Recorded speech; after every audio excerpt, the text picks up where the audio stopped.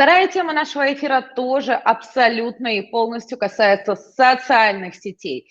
Травля в интернете. Как защититься от кибербуллинга? Инстаграм вводит новые функции для защиты пользователей от оскорблений. В приложении добавили функцию, позволяющую скрыть комментарии, сообщения от аккаунтов, не подписанных на страницу пользователей или подписавшихся недавно. Предполагается, что это ограничение будет полезно публичным фигурам, которые сталкиваются с потоком оскорбительных комментариев и сообщений. Так давайте же поговорим о кибербуллинге, потому что одно дело, как это воспринимают взрослые люди, публичные персоны, а другое дело, как это воспринимают непосредственно дети, потому что их психика достаточно слаба, и на самом деле Россия стоит на первом месте по самоубийствам детей в мире. Итак, Таир Назаханов, Казахстан, адвокат, автор книги «Виды правовой защиты от кибербуллинга». Здравствуйте, я благодарю вас за то, что вы присоединились в наш эфир. Я просто от чистого сердца, пожалуйста, расскажите, как же защитить наших детей от кибербуллинга и насколько он опасен? Всем привет! Спасибо вам большое, что дали мне возможность сегодня выступить. Тема, которую вы подняли, она является злободневной. Действительно, смертность, именно вот суициды, которые происходят именно среди подростков и детей. То есть у нас в Казахстане статистика по суицидам начинается с 5-летнего возраста. Казахстан занимает 3-е место в мире по суицидам. Всемирная организация здравоохранения считает, что критический уровень, если происходит свыше 20 случаев суицида на 100 тысяч человек. В Казахстане 52-53. То есть это на самом деле более критического уровня, более чем в 2 раза. Относительно того, как детям помочь. Почему? Потому что сами дети, к сожалению, не в силах, да даже не только дети, взрослые не могут справиться с троллями, с кибербуллерами. И, к сожалению, эта ситуация, она у нас, во всяком случае, в Казахстане существует следующим образом. У нас клевета, как административное правонарушение в Кодексе об административных правонарушениях находится. Оскорбление находится в Уголовном кодексе, как дело частного обвинения, то есть этим делом, оскорблением не будет заниматься полиция, этим будет заниматься частное лицо, которое может обратиться самостоятельно с заявлением, с жалобой в порядке частного обвинения, если говорить строго по Уголовно-процессуальному кодексу. И 3-й вид защиты от кибербуллинга – это обратиться с исковым заявлением в суд о защите чести, достоинства, деловой репутации, о возмещении морального вреда. Но, естественно, то, о чем я вам говорю, это могут делать только люди, которые уже обладают правоспособностью и дееспособностью, то есть люди совершеннолетние. Что касается детей, несовершеннолетних, то вообще, по идее, в интересах их должны обращаться либо их законный представитель, родители, либо прокуратура. Но, на мой взгляд, у нас доведение до самоубийства в Казахстане, я еще ни разу не слышал, чтобы у нас дела в отношении несовершеннолетних и малолетних были доведены до суда. Во-первых, уголовная ответственность по этой категории дел возникает только после 16-летнего возраста. Что касается оскорбления, то также, и клеветы, кстати, в том числе, только с 16-летнего возраста. То есть мы знаем, что соцсети сами по себе токсичные, но дети и несовершеннолетние подростки зачастую обижают более слабых, и происходит это гораздо более жестоко, чем даже среди взрослых. У нас есть предложение о том, чтобы в отношении клеветы и оскорблений перевести эти категории дел именно в соцсетях, перевести в категорию преступлений средней тяжести. Для чего это делается? Для того, чтобы этим занималась полиция, не человек, допустим, тот же родитель, который, даже если он захочет помочь своему ребенку, у него появятся сложности в том, что он не сможет, даже если это фейковый адрес, допустим, он не сможет определить, кто за этим вымышленным адресом скрывается. А это могут установить полицейские по IP-адресу. У нас этого, если мы говорим, допустим, о клевете, в лучшем случае, я вам говорил, это административное правонарушение, это участковый, который, ну, к сожалению, определенными навыками по сбору доказательств не обладает. И потом есть определенный срок привлечения к административной ответственности. Он очень Таиш, скажите, пожалуйста, а вот такой вот непосредственно момент касательно ответственности. Если, например, буллером выступает ребенок или группа детей, которым 10-12 лет, в принципе, это самый основной вот этот вот пиковый возраст буллинга, хотя бы родители несут какую-то ответственность за своих детей, ну, потому что вроде бы детей как бы не наказывают. Кто-то несет ответственность, кто-то может хоть как-то на это повлиять, есть ли хоть какие-то законы? Я вас понимаю, ваш вопрос, к сожалению, нет. То есть привлечь к ответственности самих, во-первых, детей нельзя, они не подлежат ответственности, во-первых. Во-вторых, я вам сказал про сложности доказывания. И в-третьих, это латентность. То есть у нас общество традиционное, и люди, и дети в том числе, не хотят выносить ссор из избы и жаловаться на старших. Им это определенные традиции, оставшиеся, к сожалению, с советского прошлого, и очень многое замалчивается. То есть, к сожалению, нет. Я отвечаю на ваш вопрос – нет. Действительно, к сожалению, потому что это как раз тот самый пиковый возраст. Тарас, здравствуйте. Вы у нас основатель и руководитель туристического клуба «Калуар Поход». Скажите, пожалуйста, вы недавно подверглись кибербуллингу. В чем была причина и какого апогея это достигло? Добрый день. Расскажу вкратце историю. Да, мы самый большой клуб в Украине, который организовывает походы и восхождения в горы. И знаете, когда ты добиваешься какого-то успеха, появляются люди, которые тебе, наверное, завидуют. Было снято видео с личными оскорблениями, с перекрученными фактами и в таком манипулятивном стиле. Был заказной звонок от Пранка, как бы к нашему менеджеру о том, чтобы мы провели там 18 русских на Украину, сделали им поддельные документы. Они в грубой форме это все требовали, чтобы мы все сделали, хотя мы в конце концов отказались, но данная часть записи была обрезана. И, в общем, было выложено видео, и сразу на меня лично, на мою страницу как основателя посыпались, ну, наверное, сотни комментариев с угрозами и с личными оскорблениями. Почему такое было сделано? Возможно, этот блогер просто захотел хайпануть на нашем имени. Возможно, он захотел немножко привлечь себе клиентов, потому что перед этим, за день до этого, он выложил пост, что собирает группы в город тоже. То есть причины я пока не могу точно сказать, но это выбило, наверное, на неделю, а то и больше с рабочего графика, потому что это достигло таких больших высот.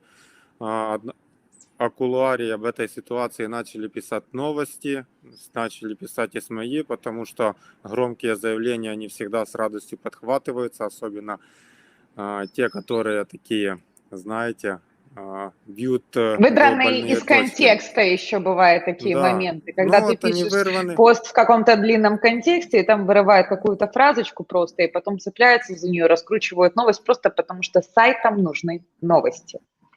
Делают заголовок громкий, а саму новость уже мало кто читает, да. Что я могу по этому сказать? Это было, конечно, очень обидно, но в то же время это такой стресс-тест для нас, как компании, наших бизнес-процессов. В этом тоже есть своя польза, есть свои уроки, мы с этого вынесли. Справляться с этими всеми там десятками оскорблений, которые были, ну, мое мнение такое, что если ты выходишь в интернет и становишься более-менее публичным, постоянно кому-то ты будешь неугоден, постоянно тебе будут писать какую-то критику. И это И со временем... абсолютно нормально. И это касается любой публичной личности, любой блогер, у него есть определение. Я сейчас хочу, чтобы наша команда вывела ту самую графику, которая сально за сердце. Потому что то, что может выдержать нормальный взрослый человек, просто потому что у нас уже устаканилась психика, потому что мы уже прошли определенные этапы, и наш вот тонкий возраст, то детство уже позади, не может выдержать ребенок. Итак, давайте посмотрим на количество суицидов среди детей из-за кибербуллинга. Это страшные цифры, и это реальность.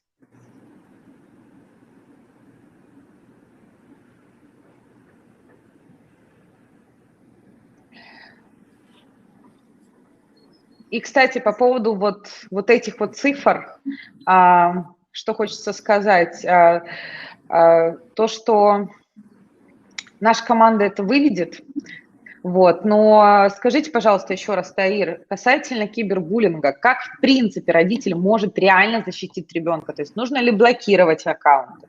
Нужно ли проверять аккаунты ребенка и до какого возраста? Поскольку вы очень глубоко в этой теме, и на самом деле кибербуллинг мы, взрослые, еще можем выдержать, то есть наша психика может пошатнуться.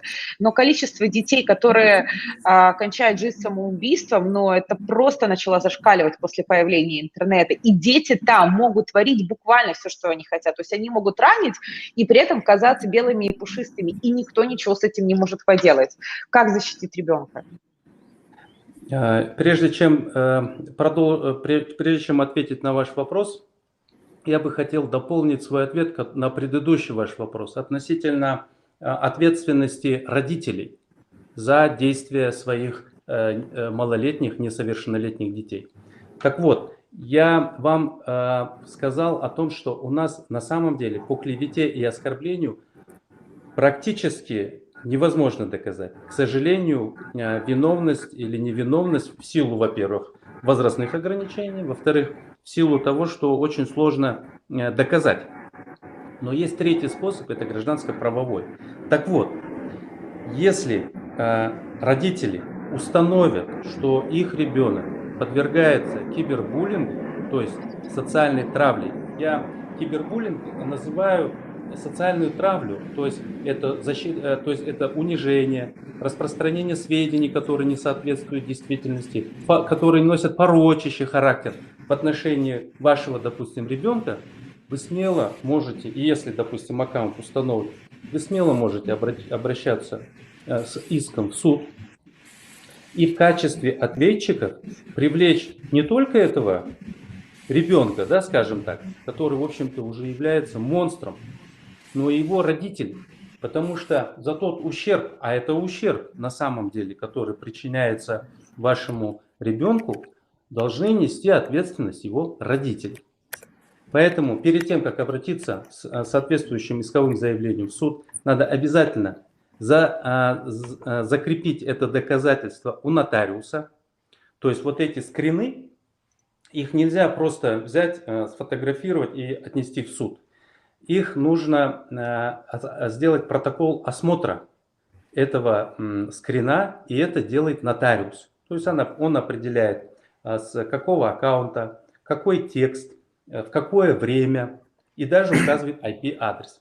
После того, когда вот этот протокол осмотра скрина делается, второй шаг, необходимо обратиться к специалисту. Обычно это эксперты, обладающие соответствующей лицензией в сфере филологии. И они делают психолого-филологическую, заключение, скажем, это будет называться заключением специалиста в области филологии. И он или она, этот специалист, сделают заключение, которое даст вам ответ на вопрос, являются ли эти сведения порочащими, они каким-то образом честь, достоинство нарушают, затрагивают.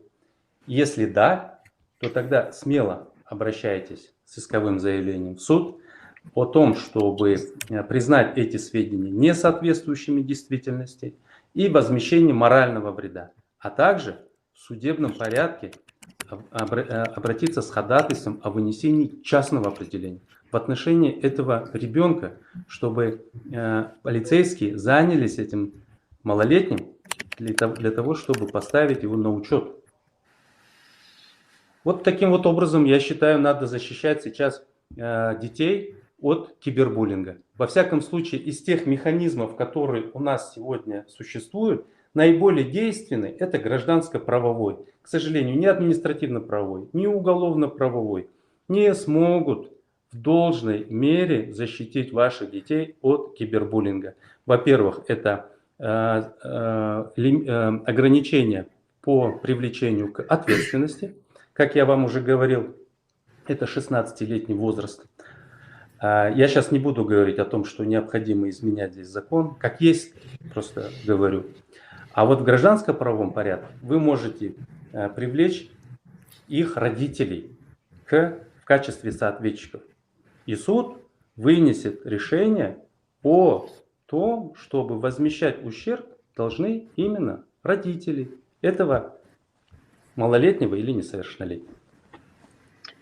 Благодарю, Таира. У меня к вам такой вопрос. Поскольку вы написали книгу «Виды правовой защиты от кибербуллинга», скажите, пожалуйста, к вам наверняка, возможно, у вас были такие клиенты-родители, которые пришли к вам и сказали: моего ребенка довели до самоубийства, я хочу, чтобы наказали. Были ли какие-то случаи, вот, с которыми вы реально сталкивались, которые, разрывающие все шаблоны? К сожалению, я с такими случаями не сталкивался. Или к счастью? Да, к счастью, конечно, к счастью. Но дело в почему, к сожалению, я сказал. Потому что я просто знаю, что скрытыми причинами многих самоубийств среди детей является как раз буллинг. И кибербуллинг в том числе. И здесь вопросы большие относительно того, что не выявляются надлежащим образом эти скрытые причины и не ставится вопрос о возможном доведении до самоубийства. У нас недавно в Казахстане было очень громкое дело, и оно до сих пор сейчас в соцсетях у нас активно обсуждается. Там кибербуллинг довел до самоубийства молодую писательницу. И это вот тот случай, который наконец-то, я уже много лет об этом говорю, о том, что кибербуллинг это на самом деле страшно. Это то, что человек остается один против целой толпы, сотен, тысяч людей, которые объединяются и травят тебя. И ты не обладаешь, к сожалению, правовыми механизмами противостоять этому. И что действительно люди могут потерять семью, могут потерять здоровье, могут потерять жизнь. И с этим надо бороться. А как бороться, если у нас, допустим, в нашем законодательстве, в казахском, нету даже понятия кибербуллинг. Хотя само это, хотя сами отношения, к сожалению, вот эти вот правовые существуют. Вы знаете, я могу сказать, что у нас в Украине, например, а я сама как бы из Украины, у нас есть понятие киберполиция, но ее как таковой не существует, потому что если взламывают твою страничку, продолжают взламывать другие странички, кого-то шантажировать, выманивать деньги, они буквально ничего не делают, они не могут как будто. Поэтому, в принципе, мне кажется, на данный момент наши страны очень сильно отстают в развитии, они не понимают, насколько вот сейчас как бы эта кибербезопасность, она должна быть на месте номер один, потому что в основном атаки, они происходят в интернете. Люди рушат карьеры, рушат бизнесы, и есть даже специальная такая функция, как в социальных сетях атака на бизнес, когда просто создают какое-то условие, какой-то искусственный прецедент, начинают это шерить, за это люди платят деньги, чтобы потопить конкурентов, и это абсолютно реально. Скажите, пожалуйста, вот если вот такой вот случай, если это кибербуллинг на почве войны. Как у вас с этим обстоят на данный момент дела в Казахстане? Бывают ли такие случаи, вот когда именно через интернет, именно через социальные сети, вот, например, как на примере Тараса, что реально хотели потопить его компанию, хотели за счет этого выиграть финансово? И какое наказание может следовать за это? Потому что это все равно атака в социальных сетях, это все равно кибербуллинг. Да, есть такая проблема. У нас в Казахстане существуют такие войны, корпоративные войны, когда привлекаются еще и такие механизмы, когда не только репутация человека, но и бизнес хоронят вместе с этим человеком, и создается эта массированная атака, когда распространяются сведения, которые являются, допустим, коммерческой тайной, например, либо сведениями личного характера, допустим, про руководителя этой компании, которые носят явно порочащий характер. Да, у нас в Уголовном кодексе есть такая статья, которая гласит распространение сведений в интернете, которые являются коммерческой тайной, сведения личного характера.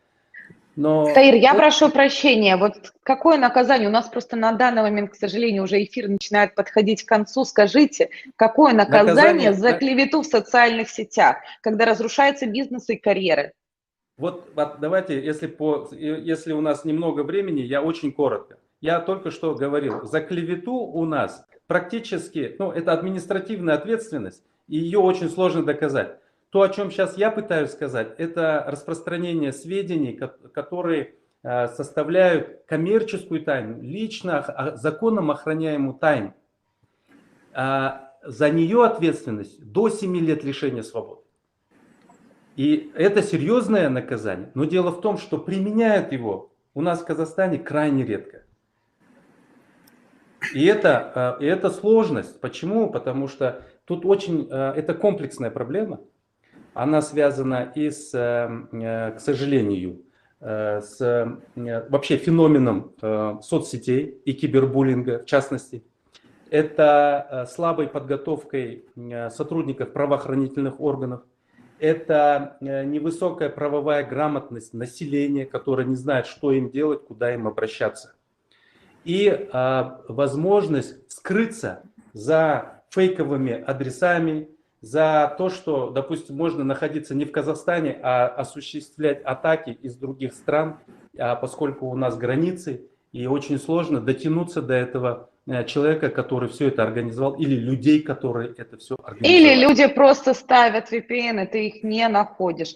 Я благодарю вас, Таир, за то, что вы действительно поделились нереально ценной информацией. Тарас, скажите, пожалуйста, вот если нас сейчас смотрят те люди, на которых могут совершиться какие-то атаки, может произойти буллинг, как на это реагировать? И вот все-таки как через это пройти? Вот какие-то пару ценных советов из вашего опыта. Смотрите, если с точки зрения компании, то в первую очередь, чем это чревато, это комментариями, отзывами в Гугле. Допустим, если ваша компания публичная, она есть на Google картах, там можно оставить отзывы. Плюс можно оставить отзывы о компании на Фейсбуке. И если вы замечаете, что на вас идет такая спланированная атака, отзывы будут появляться сотнями в час. Если там, не знаю, за год или за несколько лет ваша компания заработала 300 отзывов, тут их будет 100, То есть что, 200. надо удалять аккаунт или надо создавать Не надо. новый? Google имеет свои алгоритмы, и если будет массовая атака, он, скорее всего, сам их почистит. У нас так и произошло. Нам оставили более чем 1000 там единичек негативных отзывов, Google их все удалил сам. А как человеку реагировать? Вот для вас, как для собственника, я прошу прощения, времени действительно не так уж много. Как вы это прошли, что вам помогло, скажем так, реабилитироваться морально? Потому что это все равно это большое давление, когда сотни и сотни людей желают тебе всего хорошего. Добавлю еще по компании, если, допустим, на Фейсбуке, то отзывы можно скрыть, чтобы их просто не оставляли. Как личности реагируют? Первое, нужно понять, что те, кто занимаются подобной клеветой, кто пишет какие-то угрозы и обзывает вас, ну, видно, им больше нечем заняться, их энергия не направлена на созидание, как ваша. Поэтому нужно понять, что вступать в споры с подобными нету никакого смысла. Могут быть осмысленные комментарии, с ними можно общаться. Если просто оскорбления и угрозы, такие аккаунты лучше забанить и не принимать близко к сердцу. Но к этому нужно тоже прийти. Аминь, благодарю. На самом деле замечательные советы. Я благодарю вас, Тарас и Таир, за данный эфир. Я прощаюсь с вами, и мы, дорогие друзья, переходим к следующей теме нашего эфира.